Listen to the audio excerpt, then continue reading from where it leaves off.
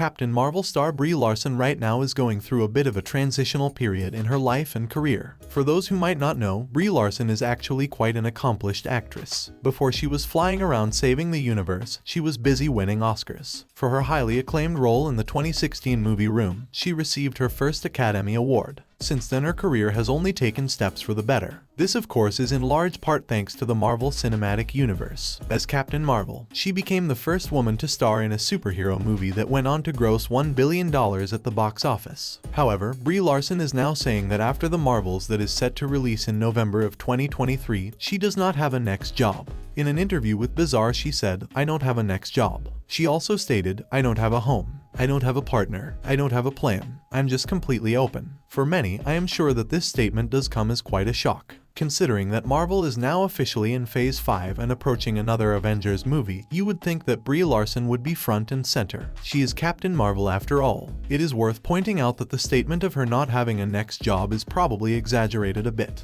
In the next Avengers movie, Brie Larson will likely be the leading face. It is also rumored that she will be in the next Fast and Furious movie. With that, I am sure that there is still plenty of work coming her way. Playing any superhero can be scary. The superhero fandom is unlike any other out there. Many of these heroes date all the way back to the 1940s. Some are even older than that. This means that the fandom was built over many generations. With such a legacy, it is only natural that fans will be protective of the fandom. Most do not take kindly to anyone who just thinks that they can walk in and take over without respecting the work that it was built on. With that, many actors are hesitant to play superheroes. Brie Larson is no exception to this. In the interview with Bezaar, the Oscar winner said, "I was scared of what would happen to me. I was like, what world is this, where these are the choices I have to make as an artist?" This, of course, is a completely natural fear to have. As stated, the superhero genre is unlike any other. Not only are fans extremely loyal to the original work, but the fan base is massive. With over $27 billion worldwide, anyone would be nervous to join.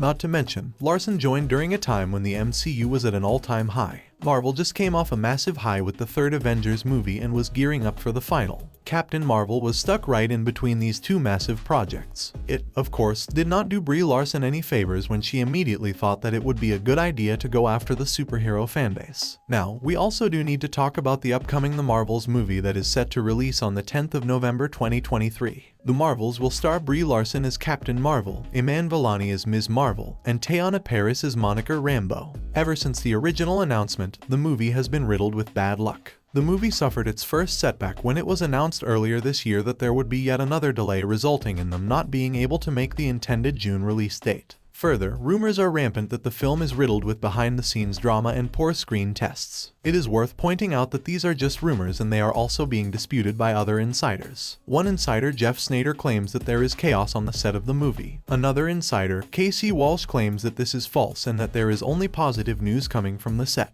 This insider also claims that the test screenings have been extremely positive. Casey Walsh also makes a strong statement when they claim that these rumors are nothing more than sexist and racist YouTubers looking for attention. Now, at the end of the day, we as the public will never truly know what is happening behind the scenes. One thing that I have learned over the years is that there is no such thing as a true insider. You have talented investigative journalists uncovering things, but in the digital age of online clicks, everyone claims to be an insider. Personally, I do not trust either of these two insiders. One is throwing isms around like it is his job to defend the film, and the other is making loose statements. You can decide, however, what you believe. With all of the news surrounding the Marvels movie, there is one question fans have been asking for ages now. Why do people hate Brie Larson? The term hate might sound hard, but there are people within this space that truly do not like her. The hate against Brie Larson is complicated. The answer to why people do not like her will depend on who you ask. For some, it comes down to the comments about white males. When Larson said that she does not care what a 40-year-old white male has to say, it turned away a massive part of the majority white fanbase. Others don't really dislike Brie Larson, they just dislike Captain Marvel. Oftentimes when fans dislike a character, it will roll over to actor as well. Then you have those who does not like the fact that she keeps talking about what Captain Marvel means to women. Many feel like Larson is carrying herself in a way that makes it sound like she is the only woman ever to play a leading role. You also have those who took issue with the way she decided to give tribute to comic book legend Stan Lee. Apparently, she just posted a picture of herself drinking and showing off her shoes with a caption that said "Rip Stan Lee." Many are also put off by how she addresses her critics. When she dismisses criticism of Captain Marvel by referring to it as just white people or men hating, it turns people off. With that, you do also have those who are pushing back and defending Brie Larson. Many say the criticism against Larson does not come from a genuine place. People simply hate Brie Larson and make vile comments. They call this criticism and then get angry when she dismisses them. Some make sexist comments and then call it criticism. When Larson pushes back against those comments, she is told she can't handle critics. Some of her defenders also state that she is trying to enter a space that is dominated by men. Because she is an advocate for changing that status quo, many do not like it. Brie Larson simply does not behave the way that people want her to behave. She pushes back and speaks up for herself, and due to this, she receives hate. Personally, I do believe that the truth to all of this might be somewhere in the middle. There are those who simply do not like what she is trying to do. Then you also have those who are genuinely offended by some comments that she made. Many people are tired of Hollywood preaching to them. Most just want to escape the daily over-politicized life. When actors are out promoting movies, most expect them to actually talk about the film. When they use this time to instead talk about their own political beliefs, it can be a massive turn-off, especially if they use that time to bash people who do not think like them. Most people are tired of politics. They turn on an interview to hear more about the movie. Instead, they have to sit there and listen to people yelling at them for not thinking the same. Just like the rest of Hollywood, Larson is guilty of doing this, and some are pushing back. The year so far has not been the best for superhero movies. Over at DC, Shazam! Fury of the Gods failed to make any meaningful movement at the box office. They opened to a dismal $30 million, and while they have crawled their way to $368 million today, it did not yield any true profit.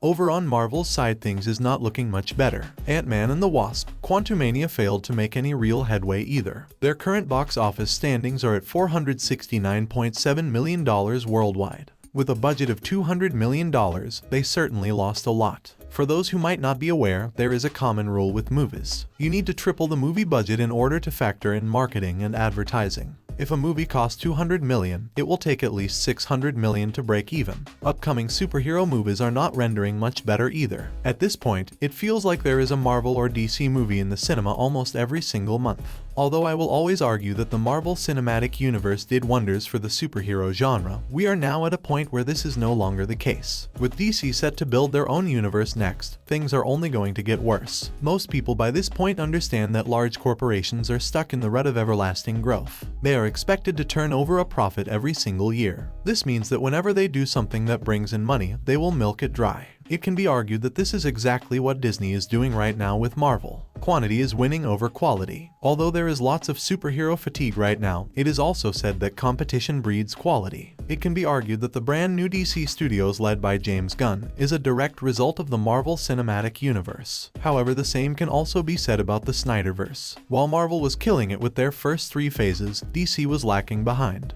What followed at WB was a rushed-out Batman vs Superman and a Justice League movie that clearly was not ready. With this, one does have to wonder if competition will truly breed quality, or just more quantity. With both studios fighting for superhero supremacy, they will either try and make the best movies possible or try and push out as many movies as possible. People are already getting tired of all these movies, so they likely won't tolerate any more poor quality. Both Marvel and DC right now are going through a transitional period. Marvel is definitely on the decline. Over at DC, it can be argued that they are in limbo. No one truly knows what their brand new slate is going to look like. James Gunn right now is trying to recreate what Marvel has been doing so well for years: build one unified universe. While many fans are still angry about past stars like Henry Cavill not returning to their superhero roles, many are also excited about the future. It can certainly be argued that DC right now is in a better position. Their future moving forward is wide open as their universe is set to reboot. Marvel, on the other hand, is looking to recreate the magic of the past 10 years. Sadly, they might never be able to reach those heights again.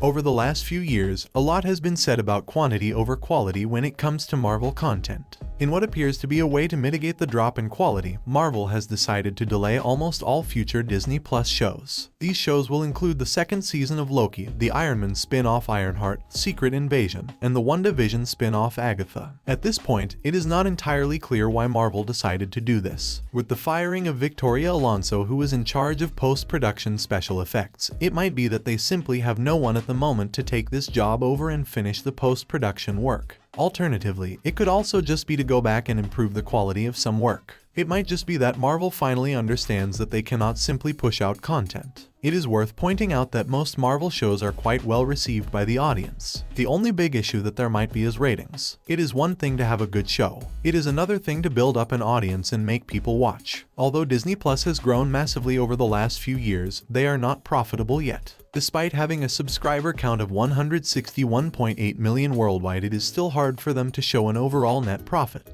This just proves how much streaming services need to put in if they ever hope of making money. Right now, Disney is heavily investing in content, and this is likely the reason why its expenses are so high. Moving forward, they will likely have to cut some costs. Their year-over-year subscriber growth has also stopped. This does mean that they will have to start cutting expenses too. Moving forward, it is going to be interesting to see exactly how all of this is going to play out for Marvel and Disney. People might be tired of all the superhero content, but it is clear that Disney has no plans of stopping now. As long as people are willing to watch, there will always be new shows. Marvel has built a massive universe over the past few years, and they will be eager to continue this universe. With competition from Warner Bros. And DC, hopefully, we can expect better quality moving forward. Not every Marvel movie that was released over the last few years is bad. This means that they are still capable of realizing high-quality content. However, even in cases where movies are reviewed well, box office numbers are still down. This means that something is turning the audience away from watching. There is of course a number of contributing factors to this. Likely this probably just comes down to no consistent quality. All Marvel movies used to be fantastic with the occasional few that were just decent.